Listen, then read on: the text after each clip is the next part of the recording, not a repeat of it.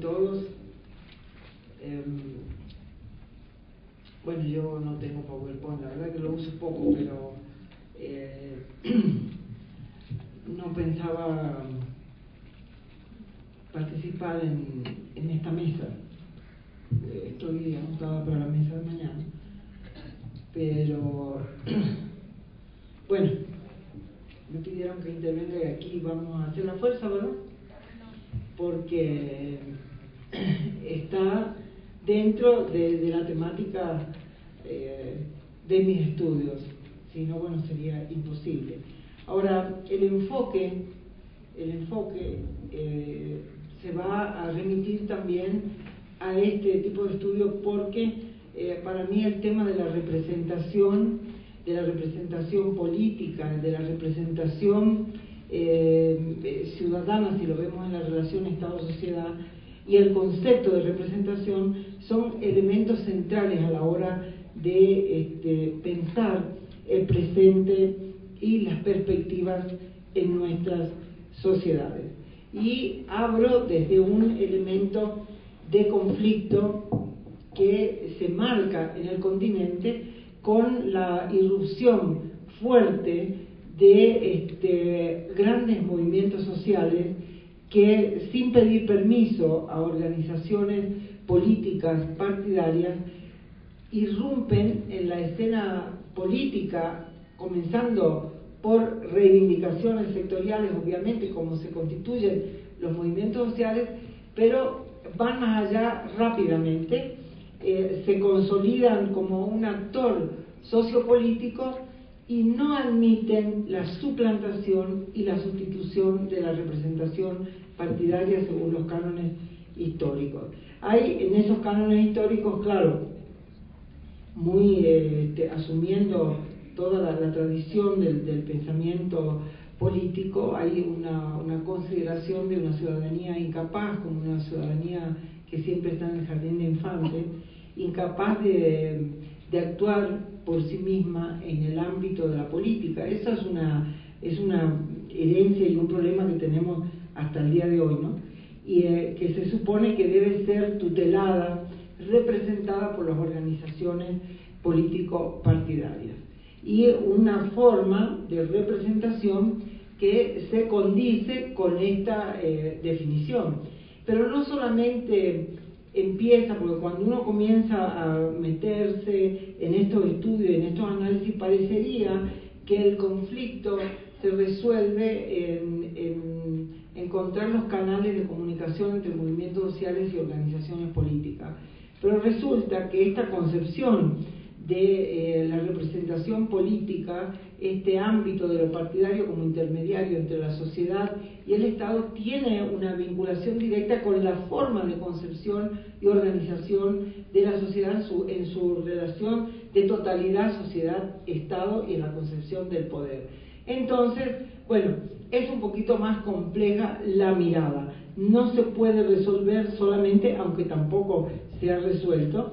Hay evidentemente distintas maduraciones en esta cuestión en el ámbito de América Latina, pero desde la perspectiva de los actores de los movimientos sociales es un camino que cuesta todavía encontrar alguna salida.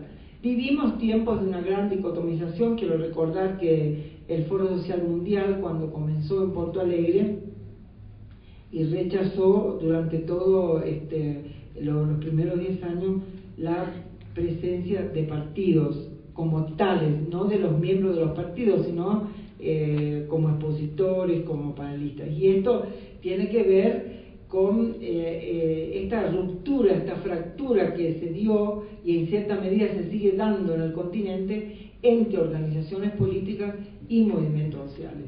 Y organizaciones políticas, digo, también del ámbito de la izquierda partidaria, que también se ha arrogado históricamente el derecho de ser los representantes del pueblo, y de repente entramos en un periodo de un choque cultural muy fuerte que se abre, ¿no? ¿Cómo es esto de que los pueblos pretenden representarse a sí mismos, ¿no? Aquí entra una serie de elementos que evidentemente, elementos culturales, que evidentemente yo creo que constituyen un bloqueo, unas anteojeras para leer la realidad. Y estas anteojeras culturales, bueno, es uno de los elementos que yo más he trabajado en los textos cuando analizo esto, porque no me interesa para nada constatar lo que ya todos sabemos, que hay una fractura entre lo social y lo político, que los partidos tradicionales ya no representan a la mayoría, eso lo sabemos, el tema es cómo lo vamos a destrabar. Y llegamos a paradojas tan grandes como, por ejemplo, ahora en las recientes elecciones de gobernación y secundarias todavía en relación a la elección nacional, digamos, que se están llevando a cabo en Argentina, hay candidatos que, bueno, no es que salgan de la nada, pero en el campo político sí, que o son artistas o cantantes o empresarios y que se presentan diciendo yo no soy político, detesto la política, lo único que me interesa es la gente, e increíblemente la gente vota por esas personas. Digo, si a vos no te interesa la política, ¿cómo te venís a hacer cargo de un lugar de la representación política? Lo que sos es un mentiroso descarado, porque si estás en un lugar político, la política te interesa. Pero que él sea un mentiroso descarado es una cuestión individual. Cuando analizamos el porcentaje de votantes, ya estamos viendo de parámetros de enajenación y cuestiones que llaman la atención. Y sobre todo nos llama a nosotros a no creernos los cuentos, los discursos que a veces hacemos entre tres, que todos estamos de acuerdo. La cuestión de la representación política está en el corazón mismo de lo que queremos y de lo que podemos hacer. Si subestimamos el terreno de lo político, por supuesto no podemos después ir a pretender cosechar. Y esta fractura se siente, es una fractura que crece, evidentemente no en todos los lugares igual, y en los lugares donde inclusive se acorta, tal vez podríamos pensar que en el caso de Bolivia sería un lugar donde se acorta la brecha por el origen mismo del proceso en este lugar, pero no nos puede llevar a la autocomplacencia, decir que es un tema resuelto. ¿Por qué? ¿Cuál es el tema que está en la clave del drama de la representación? Que está este despojo y delegación, ¿verdad? Hay un despojo de la ciudadanía, es como que no fuera completa. Este tema de la ciudadanía plena. La plenitud implica también el derecho a la representación, el derecho a tener voz en la esfera de la política, en la esfera de la economía, en la esfera de la cultura. ¿Por qué hay un determinado estamento que jurídicamente se ha instituido que dice que esta ciudadanía hasta un punto puede y después ya es inepta o incapaz? Bueno, porque se ha instaurado a la representación como despojo del derecho, y se ha instaurado junto a la representación como despojo del derecho a la voz propia un sistema de una democracia llamada representativa, que es la democracia del despojo, que es la democracia que condena a las minorías a quedar fuera de la representación política. Entonces, bueno, ahí, sin entrar en lo participativo, lo representativo ya es absolutamente ineficiente e incapaz de dar cuenta de aquello que dice representar. Porque si se representa nada más que un porcentaje, ¿qué pasa? Usted ganó con el 47%. ¿Y qué pasa con los otros fragmentos? ¿Cómo queda? ¿Cómo se trabaja? Es decir, hay una necesidad de actualizar también el pensamiento de la democracia. Nosotros podemos seguir con el paradigma de los griegos, que hablaban nada más lo que iba al ágora, que ya sabemos que no era precisamente todo el mundo, ¿no? Entonces nos mantenemos con aquello y creemos que estamos en la virtud de la democracia. Claro, en una historia que tenemos de tantas dictaduras, uno celebra, aunque sea ese nivel de representación, pero es necesario ir mucho más allá en lo mismo representativo. No es un problema de combinar, porque si combinamos la barbaridad de esta representación que despoja con una participación, digo, ¿saben qué? Patina, no se puede. Porque si el representante está acostumbrado a suplantar, a sustituir y a despojar el derecho a la palabra y a la representación, ¿cómo puede cambiarse de sala y ser participativo en la otra? ¿Saben qué? No va, es lo mismo que el que dice que no le gusta la política y se postula para gobernador. Es exactamente el mismo fraude. Entonces, el tema de la combinación de las formas de representación y las formas de participación implica desde el vamos, como no puedo decir dar vuelta la representación, sino inventar nuevas modalidades, que en vez de la sustitución, y no quiero dar una fórmula, solamente una pista lógica, porque habrá de construirse las formas de representación acorde con las culturas, las tradiciones y los propios sujetos en cada participación. No lo aterrizamos en nuestros territorios, no lo aterrizamos en la capacidad de influir en lo que dirige nuestra vida, como son las políticas públicas, entonces digo, bueno, estamos nada más que haciendo cuestiones de catarsis, ¿no? Está bien, yo puedo ir a mi barrio, entonces converso, hablo, pero después no tengo incidencia. Estos serían los elementos centrales, pero quiero ahora hablar de la otra parte también, porque parece que, bueno, uno se enoja y se enoja con la vieja representación partidaria, pero ciertamente hay un elemento de lo cultural que lo atraviesa todo. Entonces, no quisiera, a pesar de que la intervención es breve, quedar con una idea de que, bueno, los movimientos concentran todo lo bueno y los partidos concentran lo malo, porque hay una comunidad cultural que es como imagen y semejanza, ¿no? Y en el desarrollo nos encontramos también que en el desarrollo de los movimientos sociales, muchos de ellos, claro, se copia de quién, del que uno ve cómo hace. Entonces se ha trasladado también muchos mecanismos de lo que los partidos hacen a los movimientos, después dentro de los movimientos se hace de arriba para abajo, ¿no?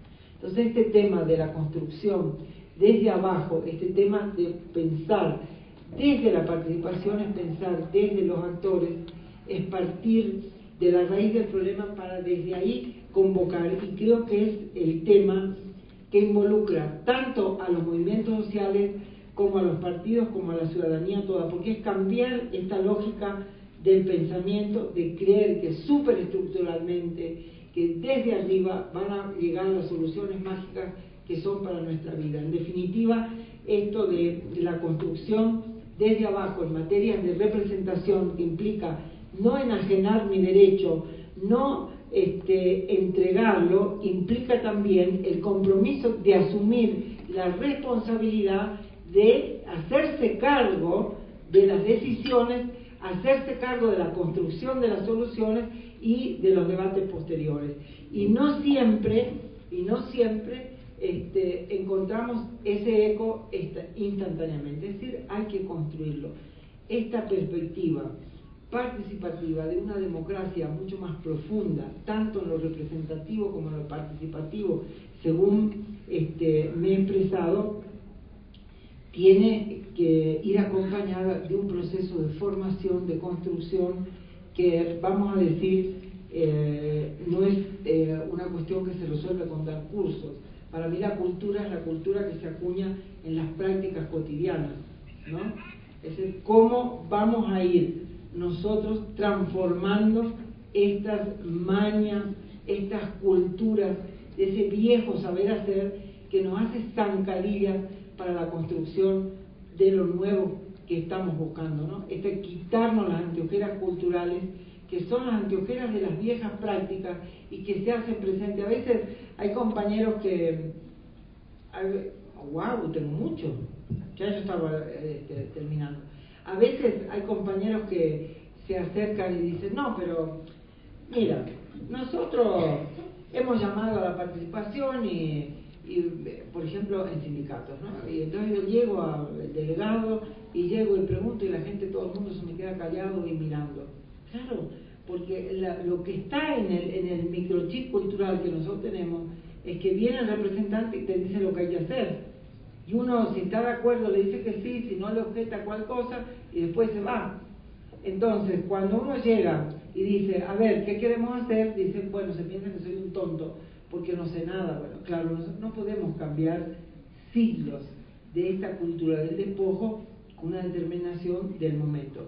Digo, no nos desanimemos cuando se abren las puertas, los ámbitos a las convocatorias participativas y después decimos, bueno, la gente que estaba invitada no vino, o vino y no habló, porque lo lógico es que se cuiden en los distintos ámbitos, se cuiden, porque después el dirigente o el funcionario o el que sea mañana vaya a saber dónde está. Entonces no sería pagar la toma de represalia, pero tienen en cuenta lo que yo hablé. Digo, esta cultura desde abajo de lo participativo no la vamos a resolver en 10 minutos y parámetros diferentes. Y creo, me voy a referir a eso en el día de mañana, que también hay grandes desafíos, sobre todo yo los ubico ahí, ¿no? Porque siempre tengo esta mirada de la historia de los procesos desde abajo. Entonces cargo mucho las tintas en los movimientos sociales, en las responsabilidades ciudadanas, en cómo tenemos que cambiar para cambiar nosotros, en primer lugar, para poder decir que queremos cambiar algo. Porque a veces el primer paso que pasa es que no nos creemos ni nosotros mismos lo que se dice, entonces no condicen nuestras prácticas con lo discursivo. Y si uno mismo no se cree y está acá esperando a ver si yo me callo para, bueno, cuando terminemos con esto, que ya di el presente, me voy rápido al centro comercial porque tengo que hacer algo, o me voy a hacer otra cosa, bueno, desvalorizamos con los hechos todo lo que podemos decir.